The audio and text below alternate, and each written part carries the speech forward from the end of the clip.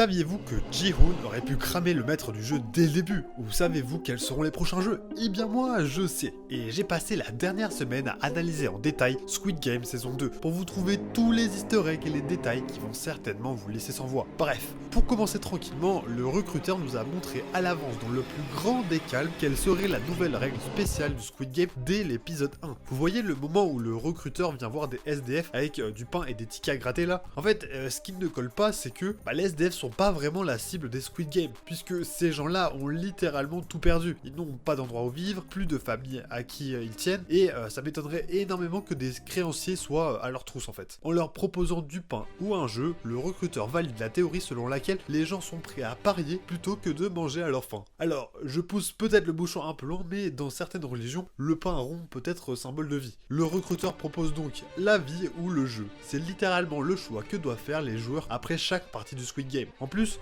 dans le cas des SDF, une majorité choisit le jeu, tout comme les participants. D'ailleurs, puisqu'on parle du recruteur, vous voyez son mannequin là au début pour que tout le monde puisse le reconnaître?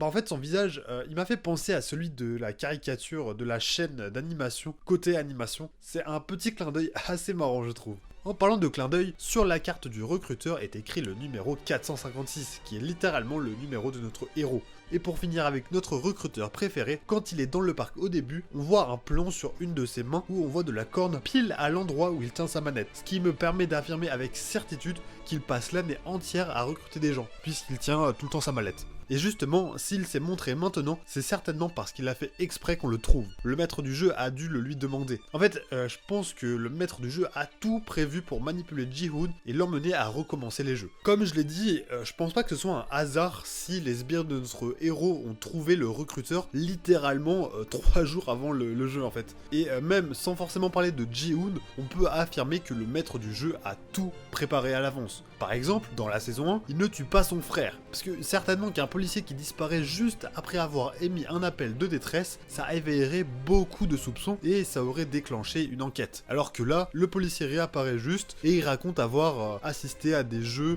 pour enfants où des gens mouraient par centaines. Enfin, le truc qui n'aurait aucun sens en fait. Ensuite, le pêcheur qui est un traître aurait été recruté par notre organisateur depuis le début. Déjà, comment croire le fait que le gars ne se souvienne pas de la zone exacte où il a repêché le policier? Je veux dire que tout de même, notre ami n'a pas pu dériver sur des centaines de kilomètres avant d'être repêché. En plus, comme c'est un marin, le pêcheur peut volontairement mener en bateau le policier pendant les expéditions, sans mauvais jeu de mots. Autre élément qui m'a fait tiquer, le gars n'a jamais été payé, alors qu'on parle d'expéditions hebdomadaires durant des heures et des heures sur la base d'un type qui raconte avoir assisté à des jeux d'enfants mortels avec plus de 400 participants. Même si le pêcheur était réellement sympa, il aurait fini par gentiment recaler notre policier préféré. Et d'ailleurs, sa position de gars sympa lui a permis d'avoir des infos importantes comme le fait que Ji-Hoon avait un traceur dans la dent, traceur qu'on lui a bizarrement retiré juste après. Maintenant qu'on a parlé du moins croustillant, abordons maintenant la meilleure partie. Et si vous vous abonniez, ça sera encore mieux, non?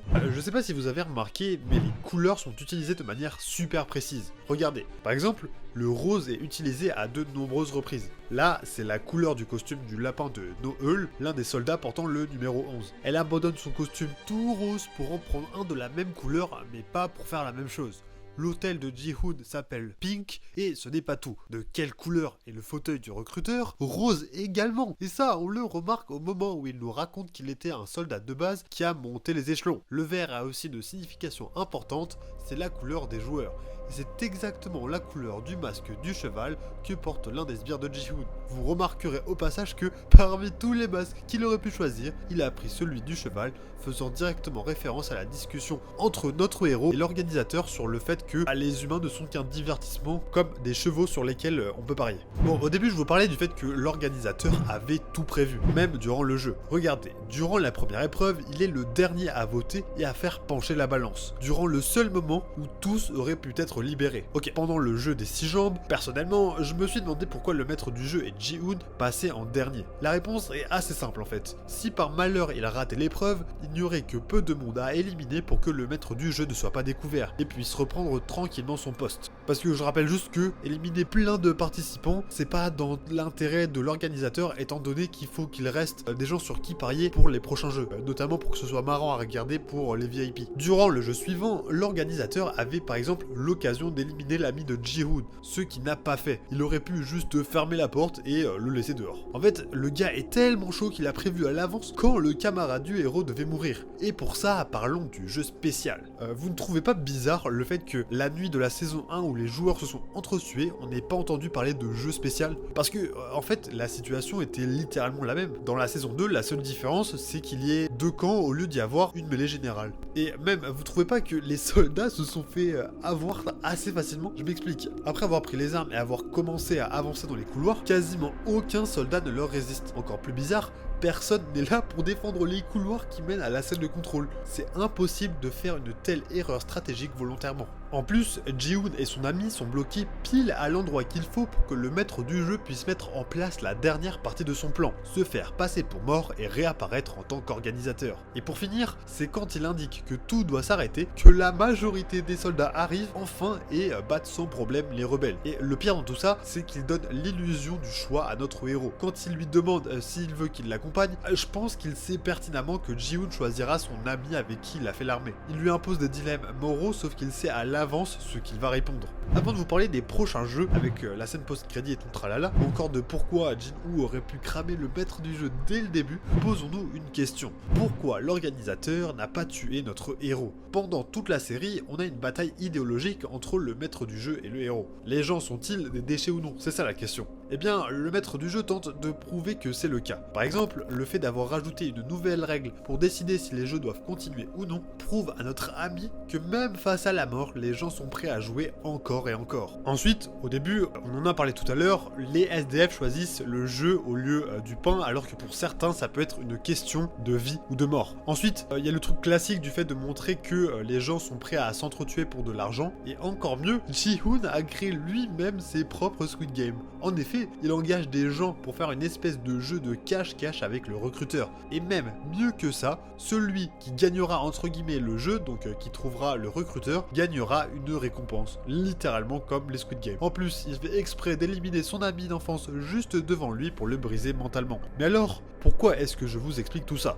Peut-être parce que notre héros est destiné à devenir le prochain organisateur. D'une certaine manière, l'organisateur et Ji-hoon sont dans des situations similaires. Les deux ont déjà participé au jeu, les deux ont gagné et les deux ont eu une vie assez misérable. Par exemple, on apprend que la femme de l'organisateur est morte, tout comme la mère de Ji-hoon.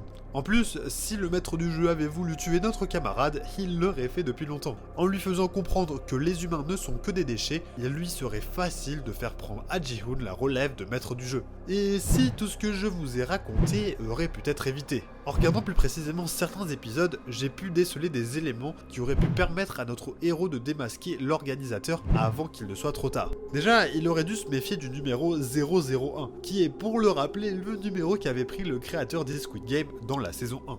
Au jeu de la toupie, il rate plusieurs fois avec sa main droite, mais par contre, avec sa main gauche, il réussit complètement, et sa main gauche est sa main dominante. Et le fait que le maître du jeu soit gaucher, on le sait d'ailleurs depuis la saison 1 où notre homme tire sur son frère avec sa main gauche. Je pense honnêtement qu'en ayant vécu plus de 24 ou 48 heures avec quelqu'un, il est assez facile de savoir quelle est sa main dominante. Et donc du coup, faire exprès de jeter sa toupie avec sa mauvaise main, ça prouve que tu fais exprès d'essayer de perdre. Bref. Le maître du jeu appelle Ji-hoon par son nom alors qu'il n'est censé ne pas le connaître. À un autre moment, quand notre héros parle des anciens jeux, le maître du jeu semble très sûr que Ji-hoon n'est pas une mauvaise personne, alors qu'il a littéralement gagné les Squid Games. Ce que je veux dire par là, c'est que quand une personne gagne les Squid Games, ça veut dire que 455 personnes autres sont mortes, donc peut-être que le gagnant a tué de ses propres mains une ou deux personnes, et pourtant l'organisateur affirme à Ji-hoon qu'il n'a jamais tué personne, alors que il est censé ne pas le savoir, bref. Et le meilleur dans tout ça, c'est lorsque le maître du jeu devine à l'avance le nombre de personnes pour la dernière partie du jeu du carrousel. Le gars prévoit carrément le nombre de personnes qui doivent rester en vie à la fin. Même en étant très intelligent, il est aujourd'hui encore impossible de voir l'avenir. Maintenant, passons à la partie que tout le monde attend le plus. quels sont les prochains jeux. On sait que nos joueurs doivent encore participer à 3 jeux. Si on s'en réfère au dessin sur le mur, on pourrait avoir comme premier jeu un jeu du pont de singe. Alors le principe serait de se balancer d'une barre à l'autre pour faire un parcours entier. Sauf que personnellement j'aime pas trop cette théorie que j'ai vue sur pas mal de vidéos YouTube ou même sur Reddit, puisque les joueurs doivent avoir de la force pour être capables de réaliser tout ça, ce qui va à l'encontre du principe d'équité des jeux. Le seul jeu où il y avait eu l'utilisation de force, c'était le jeu du tir à la corde dans la saison 1. Et de ce que je me rappelle, il y avait une stratégie pour gagner, et justement le groupe de Ji-hoon avait réussi à gagner alors que sur le papier ils étaient beaucoup moins forts. Ils avaient des personnes plus faibles, des personnes âgées par exemple, alors que de l'autre côté, il y avait des hommes dans la fleur de l'âge.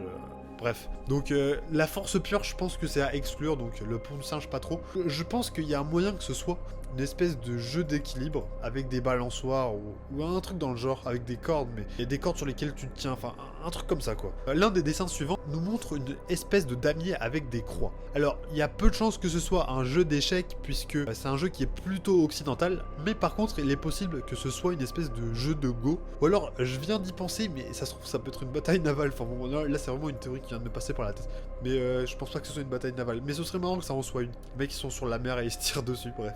Si ce n'est pas du Go, je pense que les participants ils devront par contre s'affronter en mettant 50% des joueurs d'un côté et 50% des joueurs de l'autre pour que les 50% des joueurs qui disparaissent en fait. Pour le dernier jeu, aidons-nous de la scène post-générique. On y voit la poupée de la petite fille en face de la poupée du garçon. Au milieu, il y a des rails de chemin de fer. Là, je pense que c'est assez simple. Il s'agira d'un 1, 2, 3 soleil, mais beaucoup plus complexe, puisque cette fois-ci, les joueurs ne pourront pas se cacher les uns derrière les autres pour gagner. Ce qui veut dire que c'est un 1, 2, 3 soleil, déjà, c'est le robot poupée de la fille, mais c'est surtout qu'on voit encore les caméras dans les yeux, donc ça va être un jeu à détection de mouvement. Et la difficulté supplémentaire résidera également dans le fait que, à certains endroits, il y aura des passages de train pour que les joueurs ne puissent pas s'y arrêter. Donc si pendant le 1, 2, 3 soleil et que la poupée se retourne et que tu es sur le passage du train, soit tu t'avances et tu te fais détecter par le robot, soit tu te fais écraser par le train. Je pense que ça va pimenter le jeu.